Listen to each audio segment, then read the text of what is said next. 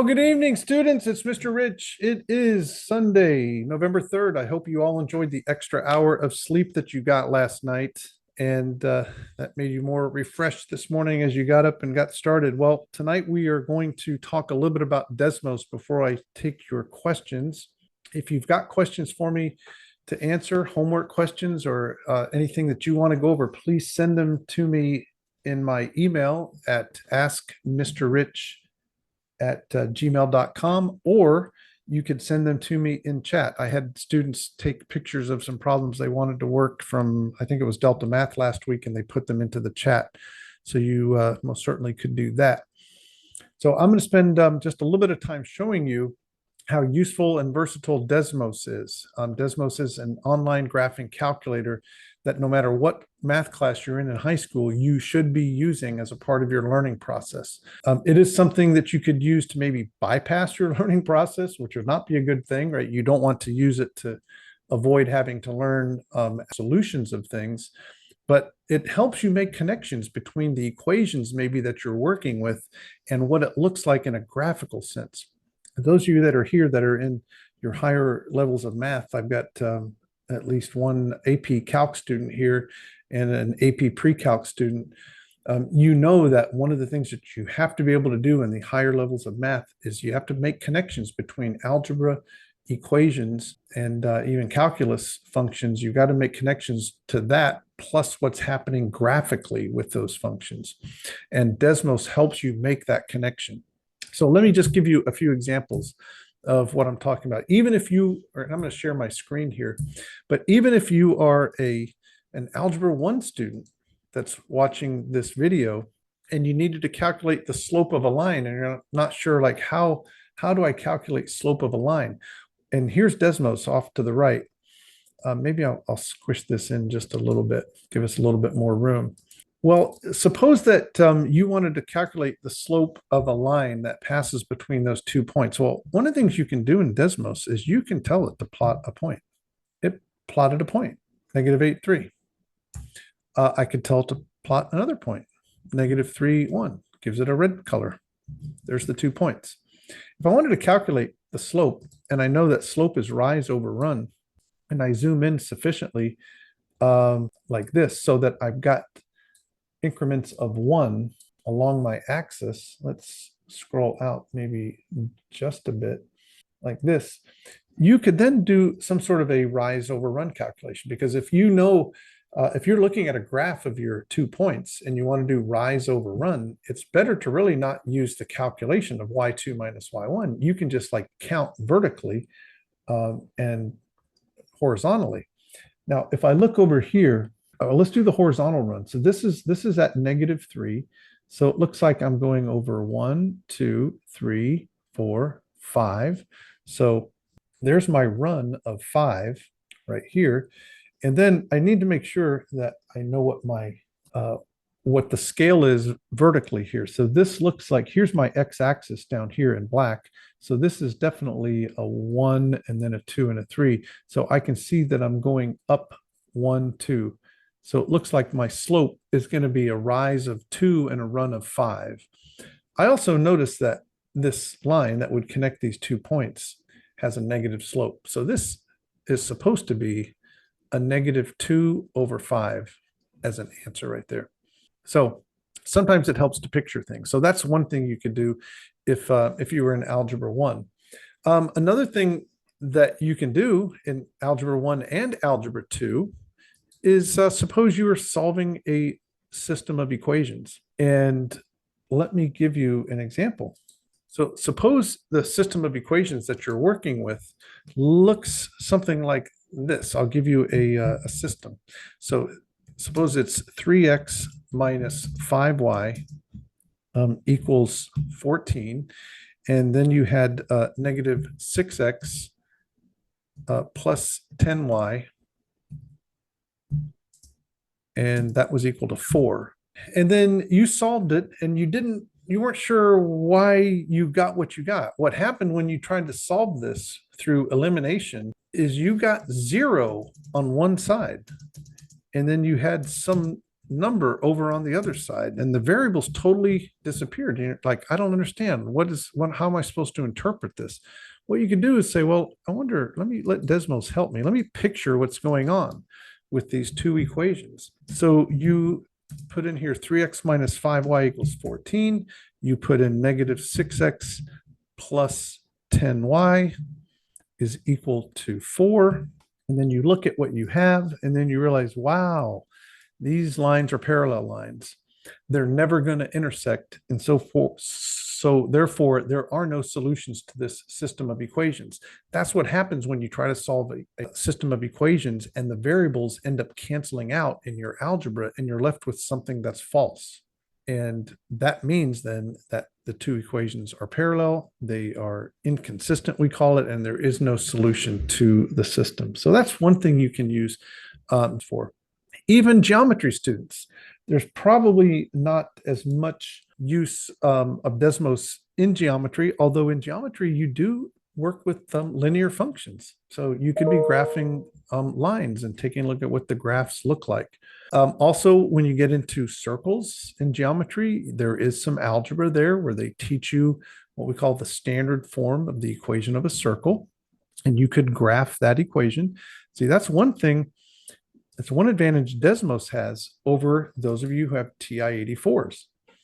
See, and I'm all for TI-84, right? If you're in AP Pre-Calc, AP Calc, you're using this big time because you're not using Desmos on your tests, at least, not for a couple of years. But here, you can't graph this equation as it is in your TI-84. That's my point. Because the TI-84 only allows you to put functions in that are what we call explicitly defined, where the y is isolated on one side. And now the TI Inspire, which I do have, and I do have the software for it, but not a lot of students use the TI Inspire. I believe the TI Inspire does allow you to do these, what we call implicit equations. But you could graph this in Desmos. You could come in here and say, I wonder what x minus 4 to the second power plus y plus 2 raised to the second power equals 16. What does it look like? Well, obviously it is a circle. Okay. And it looks like right here these are the edges of the circle. And suppose you're like, I wonder what the center is supposed to be here. What is the center? Well, notice it looks like if I drew a vertical line at 4, 2, and 4 equals negative 6, I'm going to draw x equals 4. That goes right through the middle of the circle. And it looks like this other edge is at y equals negative 2. So let me draw a horizontal line, y equals negative 2. There's my center, 4, negative 2. And then you realize, oh yeah, that does make sense because they told me that over here, the standard form was x minus h squared plus y minus k squared equals r squared. So the center indeed is going to be 4 comma negative 2. And there it is over here. I see it, 4, negative 2. This means that the radius is 4. And you can confirm that and say, oh yeah, from here, from 4, negative 2 out here to 8, negative 2, that's a distance of 4. Yeah, the radius is 4. Another thing that you can do in Algebra 2 is there's a big unit in the first semester of Algebra 2. Those of you that are in Algebra 2 know this, that you're in the middle of the quadratic equations unit. So it's very helpful, especially as you're a sophomore or junior in Algebra 2. You have to be preparing yourself to take the SAT or the ACT. And so you have to know quadratic functions inside and out. And there are different forms of quadratic equations, right? You've got the standard form, you have the vertex form, you have factored form. And you need to know how to relate those to the graph. Where's the vertex? And where are the x-intercepts? Where's the y-intercept? So this is your companion, right? As you're trying to learn the connection between the equations or the functions themselves and what the graphs look like, that's where Desmos comes in. Another biggie that's I would say is really huge for Algebra 2 and pre-calculus is when it comes to transformation of functions. And one of the things that Desmos allows you to do, it does allow you to use what we call constants. For example, if I wanted to graph y equals x to the second power. There's my standard parabola that has a vertex laying at 0, 0 right here. And again, if you were watching, I'm looking over at my email. I don't see any emails coming in. I don't think there's anything coming through on chat. I don't see anything.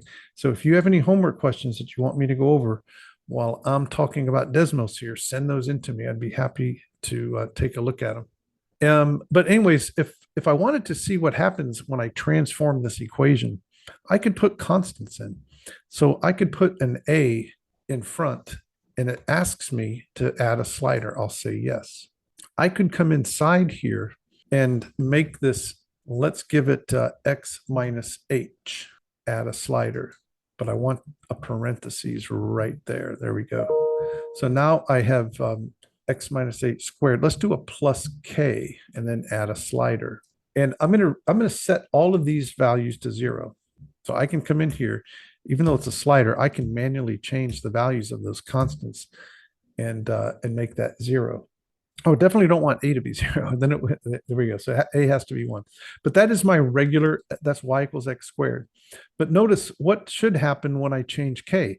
Well, if I'm wondering what happens, what does this do? As k changes, it's going to do a vertical shift. So you can see it make the vertical shift as k goes up positive, or if it goes negative, it's going to go down below.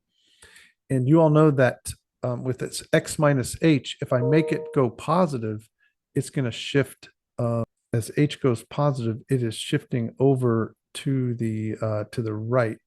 Yeah, because I have this is x minus h. So when h is 4.4, it's x minus 4.4. That's why this is shifting over to the right. But my point is that when you stick a number in there with the x, you can see that it is shifting left or right. And then the a is going to be changing the vertical stretch like that. So when a goes negative, it flips around. So you can see those transformations like that. Those of you that are in pre-calc, and we've been working with exponential functions, and we were making a connection between vertical stretches and horizontal shifts. This is an excellent tool for seeing how vertical stretches convert over into horizontal shifts left and right for exponential functions. So that's another thing. Okay, so pre-calc. Pre-calc does allow you to do regression and residual plots. I've shown that in one of my other Mr. Rich Q&As, how to do regression.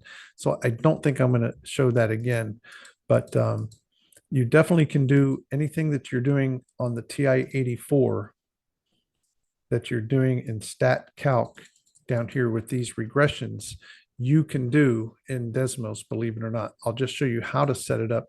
Most students don't know that you can actually add a table into Desmos. You hit this plus sign right here, and you can put your ordered pairs.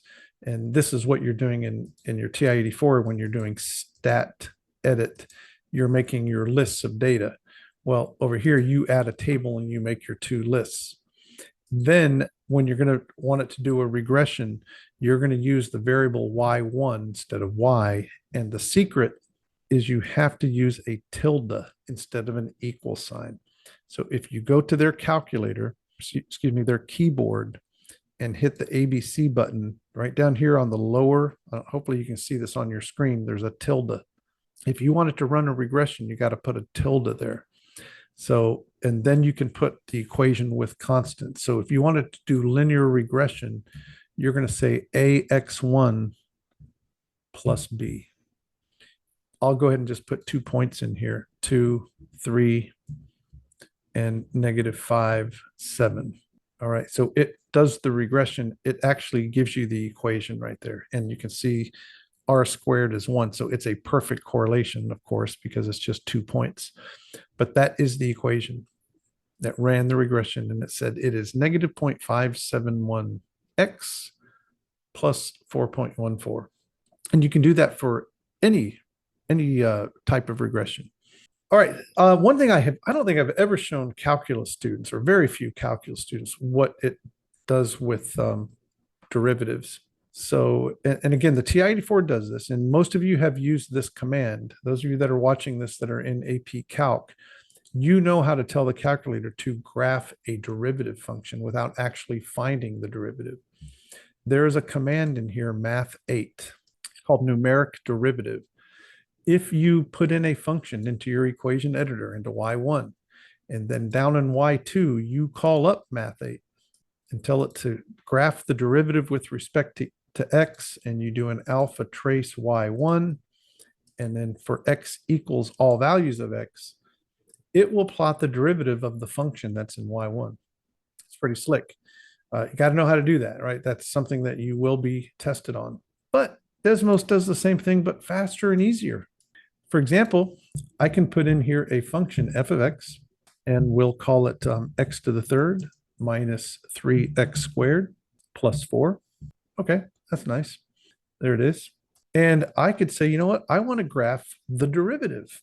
I'll call it g of x, and g of x is f prime of x. That's the derivative. It graphed the derivative for me right there. Could it graph the second derivative? Sure. How about if I do h of x is equal to g prime of x?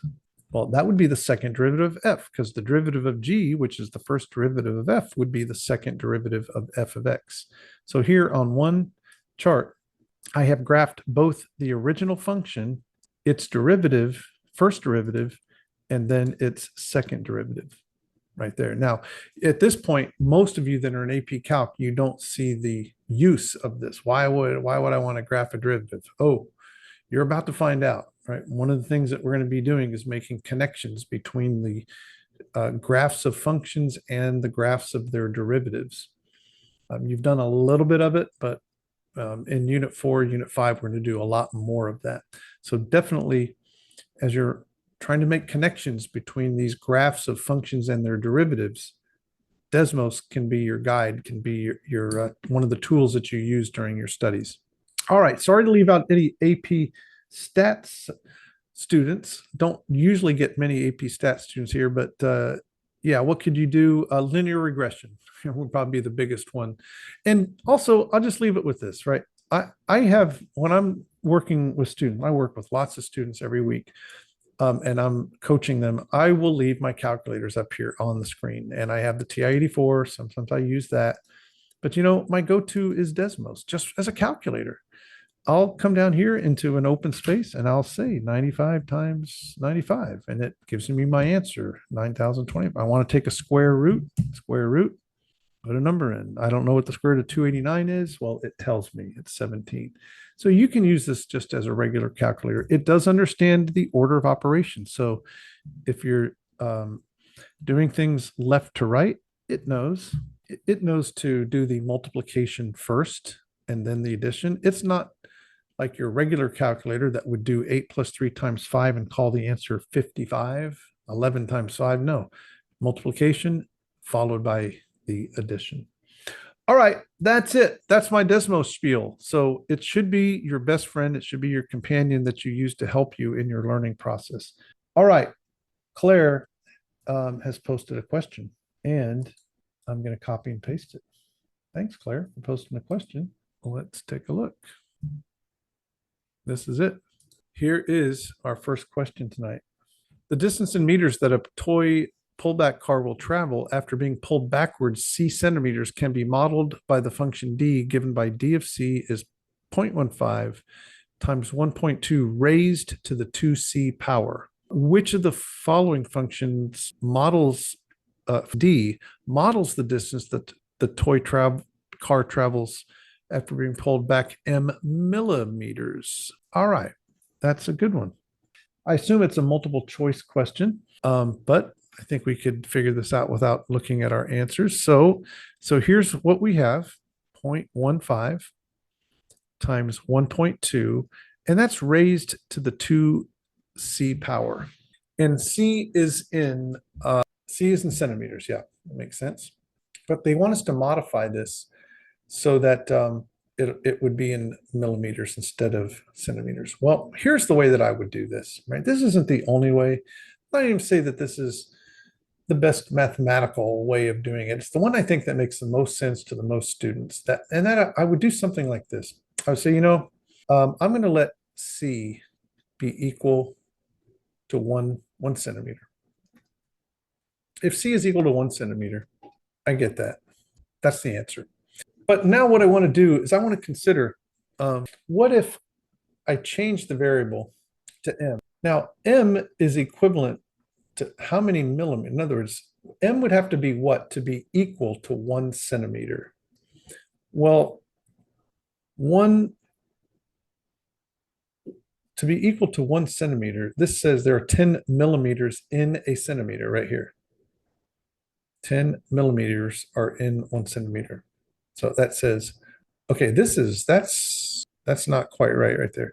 10 millimeters are in a centimeter. So it should be 10 millimeters is equal to 1 centimeter. Millimeters are smaller than centimeters, of course. But anyways, my point is that m would have to be 10. So m would be 10 to be equivalent to when c is 1. So then what would this have to be? What I want to change this exponent to so that when I put in an equivalent of 10, I would get an exponent of 2 right there. So in other words, 2, let's look at it this way. 2 times, which email did you send them to, Taylor? Let me see. I wanted you to send them to, I'm not sure I got them. I'm going to look. Sorry, Claire, I'll be right back to your thing here. No, Taylor, I don't think I got them. Let me refresh my email. No, I don't think they went through. So ask Mr. Rich at gmail.com. Send it right there. Okay. All right. So back to this problem. So I want to know what do I need to put for m so that when I put in a 10, I get an exponent of 2. So in other words, this coefficient that I want to put in front of m, I want to, when m is 10, I want to get an answer of 2. So I want to put something in here, and I'm going to use the letter A. A times m needs to be 2 when m is equal to 10 millimeters. So what would that be? That would be 1 over 5, right? So A would be 2 over 10 or 1 over 5. So that means then that what I would want this equation to look like would be 0.15 times 1.2 to the m over 5. And again, why does this work? Because when c is 1, I'm going to get 1.2 raised to the 2 power. But when m is 10, that's the same as c being 1. I'm going to get the same exponent right there. Now, it might show you, Claire, it might show you an answer of 2m over 10, perhaps, on the multiple choice. I'm not sure. If you send over the answers, we could take a look at those. And waiting for Taylor to send over a few questions. All right. And Avery, if you've got any that you want to send over, have at it. We got a whole half hour. And Claire, let me know about that problem, the correct answer. All right, I got some questions. Here they come. Question number 1. This is a calculus question. And I know it looks like I've got 2 pre-calc and 1 calc student here. So you pre-calcs, if you got some other questions, send them over. All right, so this says find dy dx if I have this expression. Well, what I'm going to do here is I am going to change this up just a bit. I'm going to use my negative exponent rule, call this e to the negative x. I'm going to call this 2 times x to the 1/2, and that's just 3 to the x. Well, I'm going to take the derivative term by term. These are all separate terms. I got to use the chain rule on this first term. And the derivative of the sine of a function is the cosine. So it's going to be cosine of x over 2. But by the chain rule, I got to multiply by the derivative of x over 2, which ends up being 1/2. Okay, so I'm going to put that 1/2 in the front as a coefficient. 1/2, 1/2 times cosine of x over 2. Then when I take the derivative of e to the negative x, it's e to the negative x, right? Because the derivative of an exponential function is itself e to the negative x in this case, but times the derivative of its exponent by the chain rule. And when I take the derivative of negative x, I get a -1, which is going to turn that positive. This is going to be, by using the power rule, this is going to be x to the negative 1/2, right? 1/2 times 2 is 1. Reduce that exponent by 1.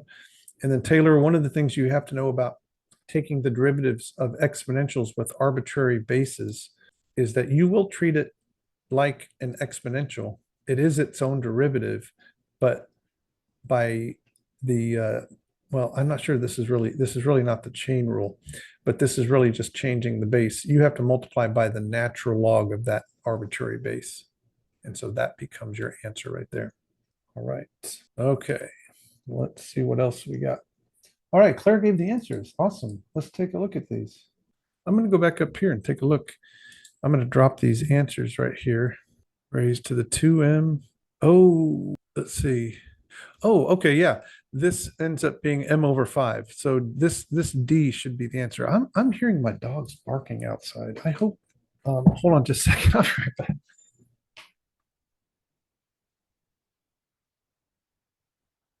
Okay, dogs rescued. Okay. But yeah, this one looks like the right answer here, Claire, because this would make the m over 5 that I was telling you right over here. So this is pretty common. I assume this came from pre-calc, but this is also something that comes up on the SAT quite a bit, where you have to change the units of the independent variable here, the x variable. And the best way to do it is to pick a value for the initial variable that the function contained and see what the exponent is. And then make sure that when you use an equivalent value for the other variable that matches the same quantity as this one, that you would end up with the same exponent, in this case, an exponent of 2. So when m is 10, I do get an exponent of 2.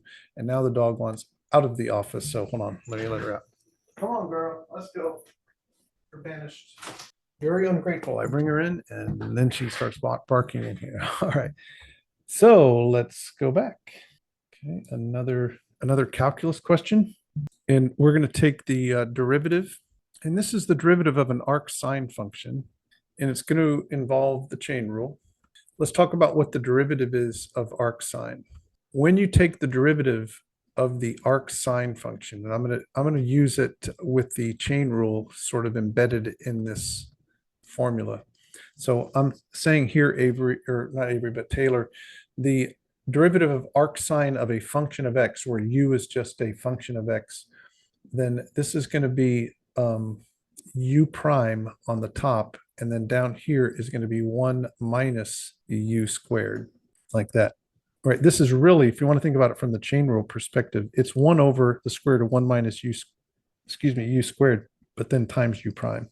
So I just put the u prime on the top here. All right, so when we take the derivative of this, our u is the inside part is the 3x. This is going to be the square root of 1 minus 9x squared. When I square 3x, there it is, 9x squared. There is a 2 out front. That's going to be up here. And then the derivative of 3x is 3. So it does end up final answer to be 6 on the top. And then the square root of 1 minus 9x squared. Here comes another one. We'll just have to knock all these out here, Taylor, until I get some other ones coming in. This is called Mr. Rich Q&A. I can't do the A part unless I get the Q's. And I got some Q's, so I'm going to provide the A's, hopefully. The graph of a function f is shown. Oh, okay. Do we have the picture of the graph? If not, that's no big deal. But yeah, so what I would do to take the derivative of this, I have to use the quotient rule. So I'll set this up, Taylor, like this. G prime of x is going to be, I got to do quotient rule. So I'm going to do low d high minus high d low, square the bottom, off we go. That's the saying that we use when we do the quotient rule. So low f of 2x times the derivative of the upper, right? Low d high, that's going to be times 2x minus high x squared plus 1 d low. That looks like a prime, but that's a comma. Okay, so that's going to be, so the derivative of the low, here's where a mistake is going to be made, Taylor. F prime of 2x times 2. Because by the chain rule, you take the derivative of the outer, that's the f prime of 2x, but then times the derivative of the inner, derivative of 2x is 2. So that's going to, that 2 right there is going to throw beginning students off right here. So going back through this, low, right here, low, d high, minus high, d low, and then square the bottom, off we go. So that's f of 2x, and I'm going to put parentheses around that whole thing and square it. Now, what you would have to do here, Taylor, is you have to now evaluate that great long ugly thing at a value of 1. When you do that, it's going to be f of 2 times 2, 2 times 1, minus, here's going to be another 2, and then you're going to have to go get f prime of 2 off of the graph of f of x. And you're also going to get f of 2 off of the graph of x. So I assume that that is a piecewise linear function of some sort. And so you can go grab that and then times 2.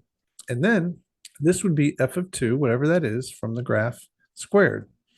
All right, well, what do you do with that? That is the slope of the tangent line.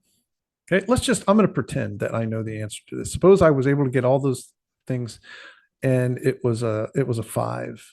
Okay, that's the slope of the tangent line. And I'm using point slope right here to generate the equation of the tangent line. So the 5 is going to go in for m. The x1 is the number 1 right here. So this is going to be, and again, I made that up, but whatever that number is, you're going to put it in there for m. And this would be x minus 1. And then your job is going to be to go find g of 1, because that would be the y coordinate of the point of tangency. So you now have to go get g evaluated at x equals 1. And that would be, plugging it in up here, you get 2 over f of 2. Whatever that answer is, 2 divided by f of 2, and you get that answer. That answer right here is going to go right there for the y coordinate of the point of tangency of the tangent line. All right, so that's how that one works. Oh boy, second derivative. Okay, Taylor's giving me some hard ones here. I hope at this late hour, I still have enough brain cells to get through these. Okay, so there's our function, and we are trying to find the second derivative. So we will take the first derivative. And remember, Taylor, that exponentials are always a star in their own derivative. So I always start off by just repeating itself in the derivative. But then I need to multiply by the chain rule. That is, I multiply by the derivative of the inside part, and it happens to be the inside part is the exponent. So I'll put a set of parentheses here to indicate that I'm doing multiplication, and that would be minus 2x. That's my first derivative. And I'll use the same notation here, d2y over dx squared. Sorry, I don't know why I did that. dy dx. It's our first derivative. Now, when we go to find our second derivative, we have to now employ the product rule, because what we have now is the product of two functions of x. So I'm going to take the derivative of the first. And remember, I'm calling this my first function. That one is my second. So the derivative is going to be e to the 1 minus x squared times negative 2x times the second, which is negative 2x. So notice when I do my first part of the product rule, I've actually just multiplied negative 2x by itself twice, because it was left over from the first derivative. But then when I took the derivative again of e to the 1 minus x squared, it generated another negative 2x from the chain rule. Okay, by product rule plus the first function, e to the 1 minus x squared, times the derivative of the second. Well, the derivative of this is a negative 2. If this is a multiple choice question, this thing will be probably written in factored form, right? So I'm going to clean this up. So this will be 4x squared times e to the 1 minus x squared. This is going to be minus 2 e to the 1 minus x squared. You'll see that it's going to be very advantageous to us when we're using derivatives to be factoring them. And this thing can be factored because it does have a greatest common factor. So I am going to factor out a 2 and an e to the 1 minus x squared as a common factor. When I do that, I am left with 2x squared minus 1. And that would be probably how they would present the correct answer in a multiple choice problem. Now, if it's not a multiple choice problem and they just want you to give the derivative, well, you're fine to stop right here. You're under no obligation to simplify that. But usually in a multiple choice problem, usually this kind of problem would be a multiple choice. And so you would have to simplify it far enough until you could recognize the correct answer that they have listed. Ah, Taylor sent the graph. Did you? So she sent the graph on the previous problem. I still don't see it. That's right. I'm going to keep moving on. All right. I love this question that you just gave me because it's going to prove my point about how Desmos can help you as you're working problems. Here is the question. Given f of x, find the x coordinate of the horizontal and vertical tangent lines. Okay. Well, in order for me to find horizontal and vertical tangent lines, I got to take the derivative, and I'm going to have to use the quotient rule to take this derivative. Low, d high, minus high, d low, which is 1. Square the bottom, off we go. There it is. All right, so here is what we have to consider. Horizontal tangent lines. Let's consider what do we mean? A horizontal tangent line. Well, if you have some function, I'm just talking just generically here. I have no idea really what that function is going to look like. But just generally speaking, if you take a function, a place where it has a horizontal tangent line is going to be at a relative max or a relative min, because the slope, the slope of a horizontal line is obviously 0. Well, where do I have slopes of 0? Where are my rates of change 0? At a relative max or relative min. So that means that and the derivative is the slope function, right? This derivative gives you the values of the slope. So the question becomes, in a rational function like this, when will it be 0? Well, it's going to be 0 for x values that make the numerator 0. So if you ask me to find x values for horizontal tangent lines, I'm going to set the numerator of the rational function for the derivative. I'm going to set that numerator equal to 0 and solve for x. So I'm going to do that. I'm going to go ahead and distribute here. This 2x gets distributed. So we have 2x squared plus 2x. I'm going to distribute the minus x squared minus 3 equals 0. This is a quadratic. X squared plus 2x minus 3 is equal to 0. And I'll address vertical tangents here in just a second after we find these horizontal tangent lines. Well, this can be factored. X plus 3, x minus 1. And so my answers are at -3 and at x equals 1. And one of the things that you have to be very disciplined on when you're solving for these, what we call critical values, the values of x that make my derivative 0 or undefined, are going to be that make sure that before you declare that to be a location, that it's actually in the domain of your original function. Now, if you look up here, there's only one exclusion to the domain of my original function that I started with, and that is -1. So the domain of this function is all numbers except -1. And the two values of x that I found where I believe I have horizontal tangent lines, -3 and 1, they are in the domain of the function. So I like those answers. So I've got horizontal tangent lines there. Horizontal tangent lines would be at -3 and 1. Now, what will happen on vertical tangent lines? So let me show you, like, you may be wondering, what would a vertical tangent line look like? Don't get that confused with a vertical asymptote. A lot of students, when they hear vertical something, they're thinking vertical asymptote. Well, yeah, that function has a vertical asymptote at -1. That's not what we're talking about. We're talking about vertical tangents, but vertical tangents are going to be looking like this. If you had a function, it's not a function, it'd be a curve. It could look something like this. This would end up being a function with a vertical tangent line. If you have a function that comes down like this, and you have a point of inflection right there, you will have a vertical tangent line right there. If it is an explicit function, you can also have a vertical tangent line on a curve that might go like this. That would be a location right there of a vertical tangent line. But this thing is a function. But here's the thing. You will have vertical tangents when the derivative's denominator is zero, because the slope at a vertical tangent line is going to be undefined, which would mean you'd have a number divided by zero. So I'm going to set the denominator of the derivative equal to zero. Well, when I set this x plus 1 squared equal to zero, I get one answer, and that's -1. But I don't want to get too excited, and say, great, I found a horizontal tangent at x equals -1. Because -1 is not in the domain of the function. So there is no way that there is a horizontal tangent line where the function doesn't exist. There's a horizontal, or there's a vertical asymptote there, but not a vertical tangent. Excuse me, let me get a drink.